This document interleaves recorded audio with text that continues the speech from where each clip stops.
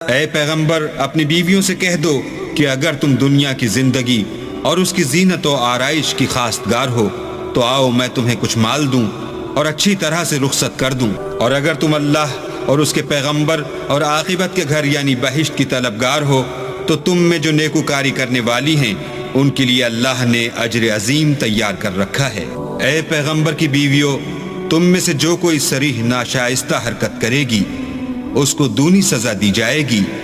اور یہ بات اللہ کو آسان ہے۔ اور جو تم میں سے اللہ اور اس کے رسول کی فرما بردار رہے گی اور عمل نیک کرے گی اس کو ہم دونا ثواب دیں گے، اور اس کے لیے ہم نے عزت کی روزی تیار کر رکھی ہے۔ اے پیغمبر کی بیویوں، تم اور عورتوں کی طرح نہیں ہو۔ اگر تم پرہیزگار رہنا چاہتی ہو تو کسی اجنبی شخص سے نرم نرم باتیں نہ کیا کرو، تاکہ وہ شخص جس کے دل میں کسی طرح کا مرض ہے کوئی امید نہ پیدا کر لے اور ان میں